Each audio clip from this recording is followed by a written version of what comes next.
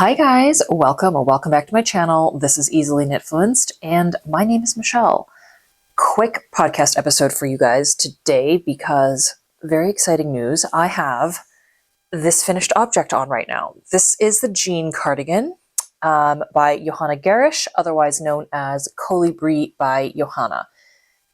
So I have a lot of thoughts about this and I have been working on this pretty much monogamously since the last time I did a full podcast episode. So I have other whips and things and new projects that I'm planning, but I will spend a little bit less time on those since I don't have as much progress to report, and a little bit more time on this because I have a lot of thoughts, as you guys know, if you have been following the journey of this cardigan.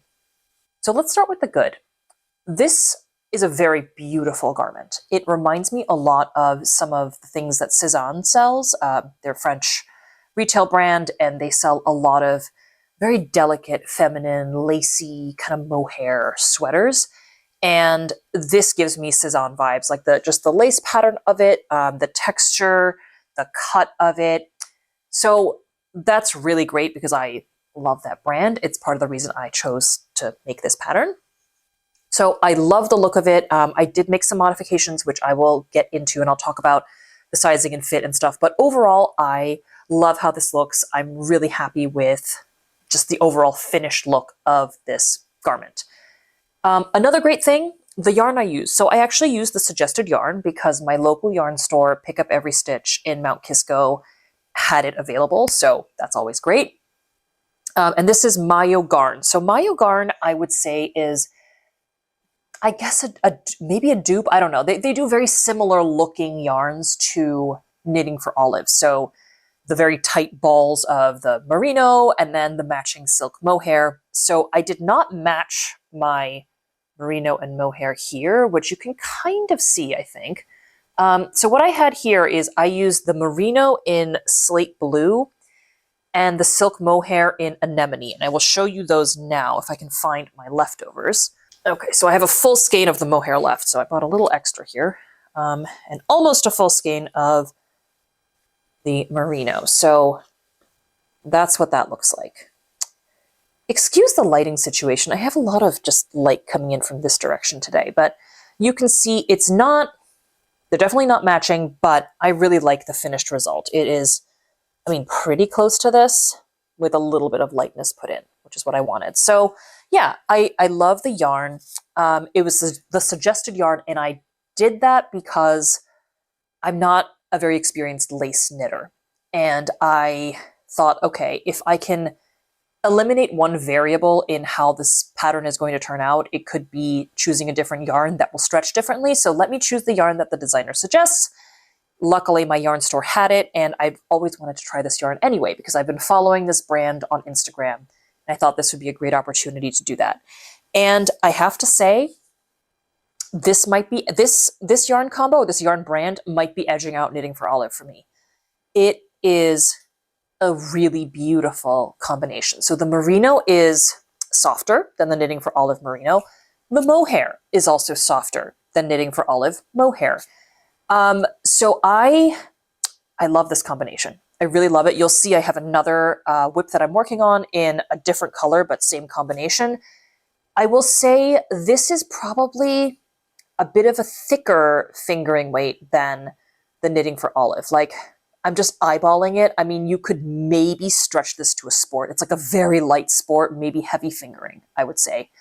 So that's one thing to be aware of, but like, to me, this knit up as a DK. So, mileage may vary, but this combination, I am wearing a t-shirt under this, so my arms are completely bare. This is lusciously soft, feels super silky, and like, look at that halo. Isn't that pretty? Look at this halo. To compare this, I think, because it's not as well known of a brand, at least on YouTube world, I would say this feels very similar to the Isayer silk mohair. So if you've used that and you like it, this is similar. I will say this brand, they have a bunch of colors, but they do not have that kaleidoscopic range that Knitting for Olive does. So you know how Knitting for Olive, if you think, I want a brown yarn, they will have 12 brown yarns that you can choose from in every undertone, every darkness, every saturation. They don't really have that, but they will have a color of everything that, you could be looking for. So I hope I hope that their shade range expands a little bit, but I didn't have any issues finding what I wanted from the brand. So there's plenty to choose from. It's just not going to be 200 colors the way Knitting for Olive has 200 colors. Okay, so those are all positives. I think this is a beautiful garment. I'm delighted that it's done. I think I'm going to love wearing this. Now we're going to get on to some of the the things about this pattern that I have complicated feelings about. Number one, and I say this as somebody who has finished the garment and loves it, I probably would not recommend this pattern to someone who is really a beginner garment knitter and or has never really done lace before. I've done a little bit of lace and I have made now quite a few sweaters and cardigans. I think to get through this pattern and not get frustrated and not sort of end up down a bunch of blind alleys, I think you need to have a good grasp of just sweater construction and sort of the idea of, what logically is going to come next, right? So it's a raglan construction. You can see the seam there, the raglan increases there, and you're working the lace pattern throughout. As you increase, you need to read charts, which, again, I'll get to the charts. There's a lot going on, and the pattern it's not set up for beginner success, is what I will say. So first of all, when they say, you have to read the full pattern, I don't do that. I just go in order. I'm like, in my head, I think the way to write a pattern that makes sense is sequentially. So you start at the beginning of your garment and then you work your way through. And towards the end of the pattern is the end of your garment, right? That's not how this pattern works. You actually do have to read the entire thing because the instructions are spread across multiple pages, not just with the charts, but just the instructions on how to knit the body, how to think about the increases, how to read the charts, how to think about the switch from this sort of more the garter pattern to the lace pattern. None of that is sort of in one place in a coherent order. So you really do need to read the whole thing. And when I first started this, I had little bookmarks on, I think, 3 pages just to remind myself where I was working, what I was working on, things to remember about increases, etc. So it took a little bit of work, mental work, to get into. So what that also means is this is not a pattern, or at least it wasn't for me, this is not a pattern where you can knit for a bit and then just drop it for 2 months. So that's why I think I got this done as quickly as I did, is I knew if I started this and, say, left it as an unfinished whip for a while, I would go back into it and will have forgotten where all the instructions are. I would have forgotten all the little nuances of what I had finally worked out from the instructions. So it would have been a real pain. So all I'm saying is this pattern is not written in the way you might be used to if, say, you've been knitting petite knit patterns or Ozetta patterns or my favorite things knitwear patterns. It doesn't kind of follow that sequential structure. So you have to be very careful and really pay attention, because I had to do this a couple times with this unwinding lace. Unwinding lace, especially when there's a mohair involved, is not fun. So if you're going to knit this pattern, just try to avoid that. But I will say this, I don't think this is a pattern that's very kind to the reader. Okay, so that was my experience overall with the pattern. Now, what I'll say is the toughest part for me was the increases. So kind of getting through the part where you increase, and then there was a bit of a snafu, I think, when I had to start working back and forth and getting the proportions right of the, of each kind of lace repeat, because it's sort of almost 2 lace repeats per section, and you need to make sure you're working the same, I think it's 16 or 17 stitches per repeat. So there was they're just messing around with that. I had to rip back a couple times, very frustrating. And this is a pattern that I actually blocked, I think in total 3 times, because I was so insecure about the sizing of it. So I blocked it once when I got kind of around, like close to where I would start the ribbing for the body. Then I blocked it again when I finished the main part of one sleeve. And then I blocked it a final time when I actually finished the entire garment. So this is a strange chameleon of a pattern, because before I put on the button band, it looked huge. I blocked it once and I thought, my gosh, this thing it's massive. It's going to be tons of positive ease. It looked long too, like long on the body, and I have a long torso. I'm tall, so I thought, ooh, this is going to be kind of long and drapey. Then I did the button band, which, by the way, I didn't even read the instructions for the button band on this pattern. I just used Petite Knit's champagne cardigan instructions, and it worked fine. So you don't even need to own that pattern. I think it's just on, if you go to the website for the champagne cardigan, it's there in a video. You can just look at that. That's what I used. Worked perfectly. But I did follow the pickup rate suggestions from Johanna Gerish's pattern. And then when I did the button band, it's like everything shrank like 50%. So this is really very cropped on me. I'm going to stand up here, see if you can see this, but like it's not even as long as my t-shirt. So to me, this is going to be most likely over dresses and skirts as opposed to pants, because I mean, it's lace, so I can't really like wear this with nothing. I mean, I guess I could wear it with nothing underneath. I don't really want to. So it like sucked up a lot of that extra size in a way that really surprised me. And I don't think, the button band looks great, so I don't think I messed it up. It's not like I made it too tight and made it pucker. So it is the expanding and shrinking, it's the expanding and shrinking cardigan. I don't know what to tell you. So yeah, that was very strange. I was annoyed at first because I thought, oh, I should have added another repeat to the bottom. But thinking about it now, I'm kind of happy it turned out this way, because actually I think this is meant to be a cropped pattern. I think this works better for this particular, because it's very drapey. It's lace, it's drapey. I think had I made it longer, it would have just looked a bit shapeless and kind of like a sack hanging down at a weird length. So now it'll be quite tight, quite cropped. I think it will look great over dresses and skirts for me, or something where I'd be tucking a shirt in, and that'll be great. So for high-waisted jeans, I think it's perfect. This hits me at like my natural waist, so it'll sit right above the button of high-waisted jeans, which I have a lot of. So that'll work great for me. But at first I was like, oh, this is, when you make something that's not your typical garment, this is not my typical garment. I don't usually make things or buy things that are cropped. But I think on reflection, the pattern being what it is, the lace, the texture of it, I think it works well. Okay, a couple other things. The cuffs. So you'll see these are probably looser, I think, than you will see in the sample pictures. I followed the instructions to do the cuffs as per the pattern, and you basically, you knit two together like throughout the whole round for one round. So it really shrinks it down. And I kid you not, the cuff was like this big. It was so small. I could, after I bound one off, I could barely get my hand through it. So I was like, this is going to bother me. I do this a lot. I pull my sleeves up. Like, I'm not going to be able to do that without tearing the cuff.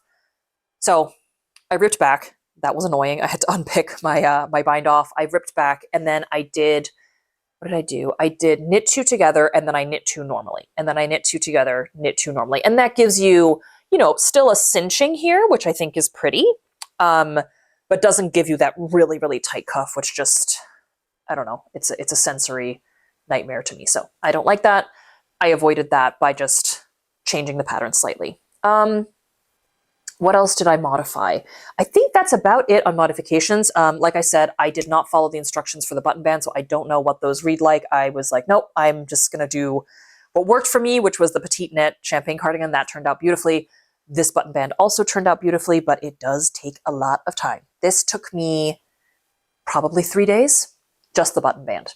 So I don't mind doing them, though. I kind of like button bands. I find it very satisfying. I don't know about other people, but I'm like, ooh, it's like every little row is so little, and it does take forever because there's like 3,000 of them, but I find it very satisfying to do. So overall, I am happy that I finished this, but if you're going into this pattern, go into it with the warnings that I gave a couple minutes ago, which is, this is probably not great for beginners. It just doesn't hold your hand enough, and I think if you kind of go down the wrong road with this, it doesn't give you a natural checkpoint to go back to and sort of sense check yourself.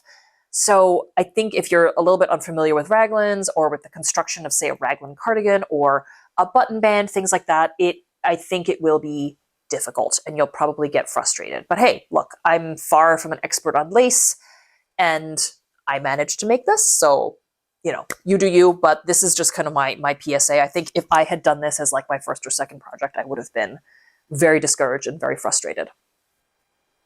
So that is my finished object for this month, I guess. I can't remember when I last posted like a whips video, but I'm going to go through the whips quickly because I have some progress, and I also have some new projects that I have bought yarn for that are in planning phase. So we'll talk about those. It's pretty exciting. But yeah, there's some that I think have had decent progress, and others where there is decent progress, but you won't maybe notice it because it's just been a slow process. So let's start with actually a summer knit, which I have not finished. So my timing is spectacular. But this is the Clay Tee by Ozetta. I'm doing the short sleeve version, and I'm doing it in a plant-based yarn, which is Pearl Soho Santolina in the color Stormy Sea. So it's this kind of, I guess this is a pretty standard denim color, right?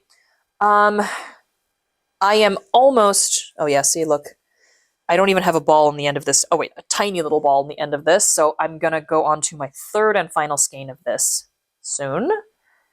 I will probably switch to do the collar next, and then maybe start a sleeve and see how I'm doing on the yarn consumption. I think I could probably get away with doing a couple more repeats at the bottom here. These are pretty hefty skeins. I think it's something like almost 300 yards of yarn. So I think 3 will be enough, but I don't want to take any chances, so I'll make sure this has sleeves and a collar before I go back to finish the bottom of this. But classic Ozetta pattern, it's a drop shoulder. You start at the back, work your way forward, and then start knitting in the round. Really cute, nice texture pattern. Nothing too complicated, but also not so boring that you lose interest. So I've been, humming along on this quite nicely. I don't think I will wear this until next summer at this point. It is getting pretty cold here in New York, so most likely this will be for springtime, but that is okay. That happened to me with some of my winter things that I'm going to wear this season too. I finished them in like April. Like, well, that was a bit late. So yeah, my timing is not the best, but I love everything I've ever knit from Ozetta, so I cannot complain at all about the pattern. She is one who does really great check-ins. So she will say, at this point, you should have this many rows. At this point, you should have this many stitches. I usually don't, with her patterns, I don't check that religiously because I trust her. I think if this had had those types of check-ins, I would have really appreciated it because I was absolutely just groping in the dark a couple times. I'm like, well, I guess I'll just keep going in this lace pattern and see what happens. It's like, yeah, instructions not clear, charts not clear. I will just figure it out, I guess, and keep knitting until something crazy happens. So yeah, anyway, Clay Tee by Ozetta. Hopefully this will get done soon, and hopefully I have enough yarn to finish it. Okay, next up, since we're loving the Mayo Garn yarn, this is the progress I've made on my... This sideways light is annoying for my face, but great for texture. Look at that. Yeah, we love the texture. So I am making Petite Knit's Jean Cardigan V-neck, or Jenny jacket. She calls it a jacket. It's a cardigan. The Jenny jacket V-neck, and I'm using the Mayo Garn yarn again. So different combo, obviously. This is pretty close to the ones she has in her sample picture, I think. Just a light heather gray, which I think will be very wearable, which is what I want for this. I really want this to be something I can wear multiple times a week because it's so pretty, and also it's going to be so much work. But let me show you the yarns for this real quick. Okay, so here we are. This is, okay, so the merino I'm using is soft gray, and then this is slate. That is the mohair I'm using for this pattern. And it comes out, I mean, it's still a really light gray. Still very light. I wouldn't say it's darkened that much by the mohair. So yeah, beautiful yarn combination. Like I said, really digging this yarn. I love working with it. It has a great hand feel. It feels great on the body.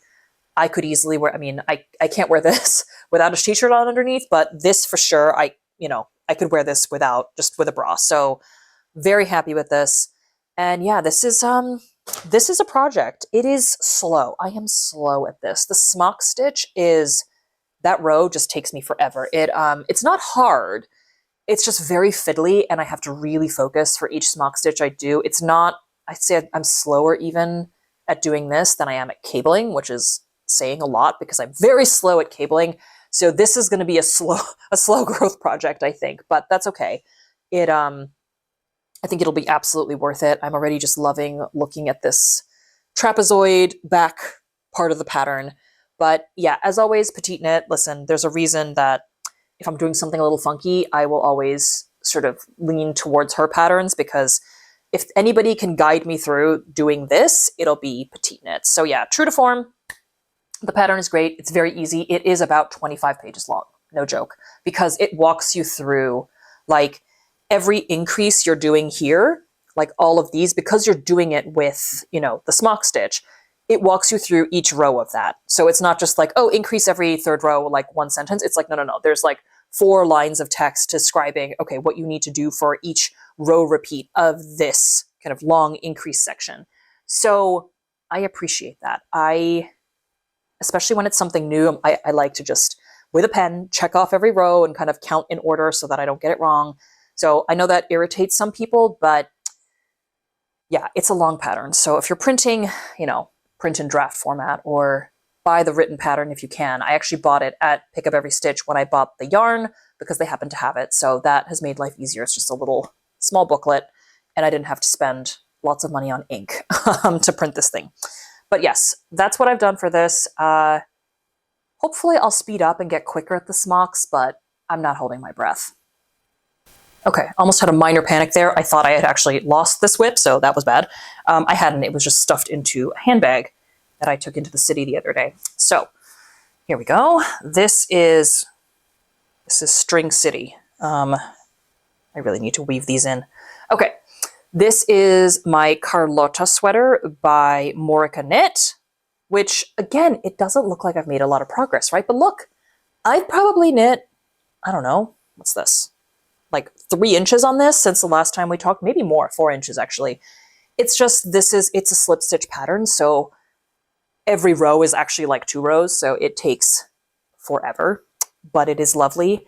And this is kind of my easy knitting pattern right now. It's when I get on the train or when I'm sitting in front of the TV, I'm just in the round. There's not a lot of thinking involved with this, but this is a beautiful pattern, which you wouldn't know given that there's 10,000 ends that are obscuring your view of this. But look at that V-neck. Like, is that not, it's beautifully designed. I'm so excited to have this done. You wouldn't know from the slow progress I'm making, but even like, look at the seam here on the back. Every little detail is like beautifully thought through. She is a fantastic designer. Again, her patterns are beautifully written, very clear. She's a different style than Ozetta, but I think in spirit they are very similar in that they're clear, they're well formatted. You don't feel lost at any point. Everything goes sequentially. So yes, that's this one. I'm just going in the round, and I am knitting this out of. Do I have? Oh yeah, here we go. I'm knitting this out of La Mana Como, and I basically just picked the exact colors that are in her sample picture for this because I think they're so beautiful. So this is just the slate gray. This is a 100% merino yarn, fingering weight. And well, actually, I think it's marketed as sport, but to me, I don't know. This looks like fingering. It's very light, is what I will say. So somebody recommended this to me for dresses. I have never knit a dress. If you're a dress knitter and you've used this, please let me know. But it is like, for a merino, very fluffy, very light. So again, I think for a pattern like this where there's a lot of weight, right, in the yarn because you're kind of doing each row twice, like just look at the inside of that. It's very dense. I think this would get really heavy if you used a different yarn. So again, this was the suggested yarn for the pattern. So I like La Mana, so I figured, hey, I'll try I think I used the La Mana Como Grande, so the DK or worsted version of this. And I knew I liked it. So I thought, okay, let me try the original. And it does not disappoint. It's lovely. It is really lovely. If I were ever to knit a real dress, this would probably be my pick right now because it's warm, it is soft for a dress, and it's not too dense or heavy. So I think it could work well. But yeah, this, I might just do the collar like at some point just to break it up, and have a little fun with that because I think it's like a 3-color collar, so that could be fun to do.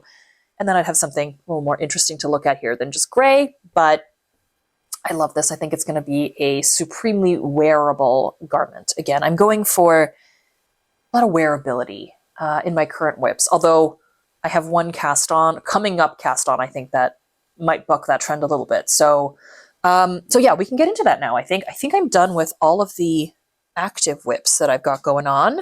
So let's talk about things I've bought, yarn I've bought, and what I'm planning to do with it. So some very exciting news, people. Somebody on my last video commented that Pick Up Every Stitch had the Sandnes Garn Cashmere, and they were right. They just got it in, I think maybe 7 or 8 colors. So I picked up a bunch. Let's let that focus. So this is the Sandnes Garn, their new cashmere yarn. This light is picking it up in a weird way, but it looks more gray on camera. This is like a deep chocolatey brown color. And the hand feel of it is really lovely. It's not dry. It's kind of smooth, soft. I think this is a really good dupe for Cardiff Cashmere. Just eyeballing it, like I have not worked with Cardiff Cashmere, but I'm going to try to show you here. This might not work, but you see the kind of the texture of that yarn. It's sort of not a chainette yarn, but you know what I mean. It's not like twisted. It's woven in a little bit.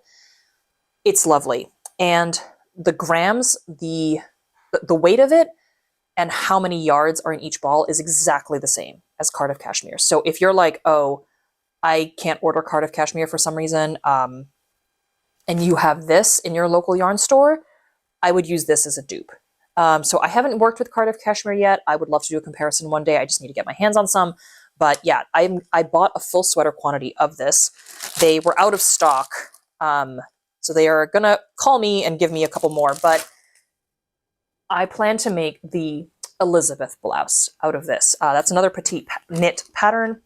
And the reason I want to do that is I think she lists, it's a sport weight pattern, first of all. So it's exactly made for this. She lists Cardiff Cashmere as one of the suggested yarns, and I think the sample that she knit is a Cardiff Cashmere sample. So, like, hey, I've got basically Cardiff Cashmere, but not, right? The Sandnes Garn version, so let me do that.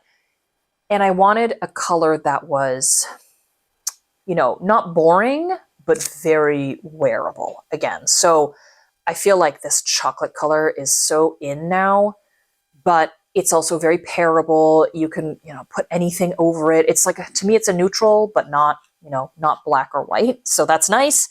So I got the chocolate brown. I'm so excited. I actually swatched already, which, let me see. So I swatched on the suggested, I'm so lazy. Look at this tiny swatch. I swatched on the suggested US 6, which I think is actually too big. It's a little bit gappy for my taste. It's not see-through, but also there's a crease in it because I squashed it under something yesterday, so that was nice. Yeah, so anyway, this is the swatch. I might go down to a US 5 or a 3.75 millimeter needle and see how I like that, because it's a little bit see-through, and I think we can do better. So that's what this yarn is intended for. I'm so excited. It's so fluffy. I love it so far. We're going to see. We're going to see how it wears and how it fares in my battle of the cashmeres that's unofficially going on in my closet, where I figure out what cashmere yarn I like the best to knit with. But so far, this feels like a dream. It is really soft. And yeah, hopefully they keep stocking it, and hopefully they make more colors. I think the color palette on this is pretty limited so far. I'm sure they will have more if they see it that it's successful, because, yeah, again, Cardiff Cashmere has a zillion colors, so hopefully Sandnes Garn will too. But so far, so good. Really loving this. All right, now, this is a departure for me in terms of style, I guess, but I have wanted to knit the Northern Augustins #7 for forever, since I saw it. And so I decided to get the yarn for it now that I finished this baby. So again, I went to Pick Up Every Stitch in Mount Kisco, and here is what I'm going to use for that. You can tell I'm in my blues era right now, right? So here's the combo. This is Digilpin Lalin DK. I'm going to use this top color as the main color, and then this for the color work. So these two colors are, this has been ripped off. Let me see. What are you? Okay, I can't see that one. Try a different ball. Gosh, these have all been like, oh, anyway, here we go. This is Blue Enigma, the lighter color. And this is Lagan, the dark blue. This is a full color work project. So I have done color work before in this yarn. I made the terracotta sweater in this yarn. It is very forgiving for color work. This is 100% lamb's wool, and it is, again, it's very light for what it is. It's a DK weight yarn. It blooms beautifully, but it has enough like tooth to make the color work easy and a bit mindless. So I'm like, okay, if I'm going to do color work, I'll do tried and true until I get a little bit more adventurous with it. So that was my choice. I wanted to do something that I knew that was also the right weight of yarn. And then I wanted something low contrast. So the sample picture that they have on there is the white and the very light blue, which I like that level of contrast. I just didn't want to do the white again because I did the white for the terracotta sweater. I'm like, I got a little bored of the white yarn of this. So we're digging through, I was digging through with the ladies at the shop, like all the colors they have. And then somebody brought this combo out. I'm like, that's cool. It's low contrast, but it's very, very different. So I'm going to have a really blue, very color work heavy sweater. We will see how this goes. I'm probably not even gonna, I don't think I'll even gauge swatch because I know my gauge in color work with this yarn from the terracotta on a US 5, which I think is where I'll end up with this. So we shall see. If I do a gauge swatch, I'll post a picture for you guys, but I was not planning on it. So I'm just so excited to get started. And this is going to be interesting for me. This is not something I would normally knit or would have picked out, but when someone showed me these two, I thought, oh, that is cool.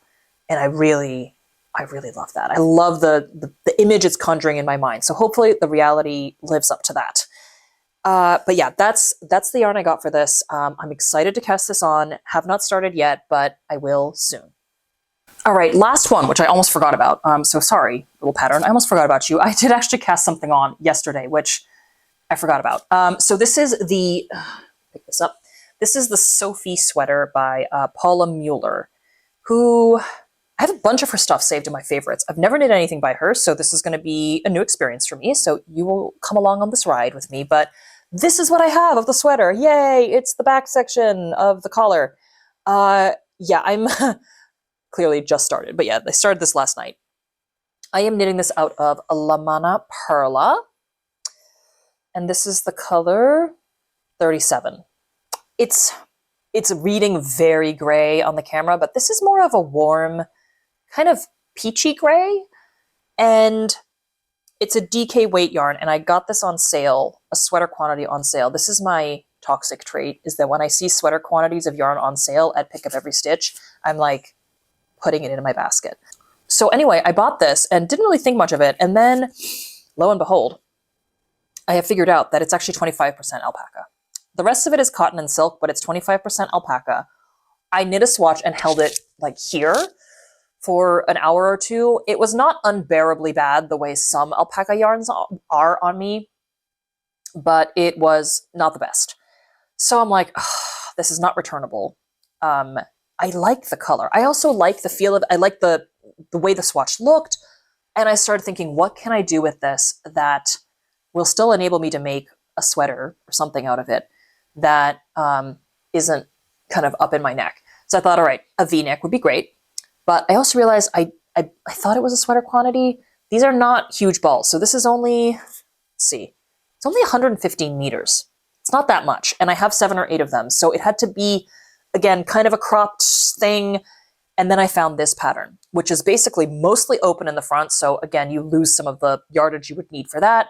And essentially it's completely open here. So I hit the mic. It's completely open here, meaning it should not bother me when I'm wearing it. And it's essentially a garment that's designed to be worn over something. So the way I envision wearing this is, again, over long sleeve shirts with pants or over a dress, actually like a work dress or something, I think could work well because this is a very neutral color. I have a lot of blue, black, dark green work dresses, and I think this would look great over that, just as something to throw on in the office when the AC kicks on in January for some reason, which it always does. So yeah, that's what I'm going to do with this. This was a journey. I had this in stash for so long, and I felt like such a clown buying this. I'm like, why did I get something with alpaca in it again? So yeah, I should really rein in the impulse buying. But I think I found a good use for this, and I'm also running kind of a masochistic experiment on myself of just how much alpaca can I tolerate in what pattern, style, and configuration, because I think if I know that, it will maybe enable me to kind of pivot back into alpaca blends at least and still enjoy some of those yarns, because they are just beautiful. They have such a lovely feel. There's designers that make beautiful alpaca yarns, and I don't want to write them off entirely. So this is my kind of experiment on myself to figure out what I can tolerate. So that's it for this podcast, guys. Hope you enjoyed this. If you have knit anything else by Johanna Garish, I'm curious, what are her other patterns like? Because I love her style. She has a very Cezanne style. Like I said, I would love to do more by her, but the experience of this pattern was a little bit exhausting, if I'm honest. So I'm curious how other people have fared. But yeah, I'm very keen to hear your feedback, any comments you guys might have, or if you have experience knitting any of the patterns I mentioned that I'm about to cast on, let me know. Any warnings as well would be much appreciated. But in the meantime, thank you guys as always for tuning in. Hope you have a wonderful rest of your day, and I will catch you next time. Bye for now.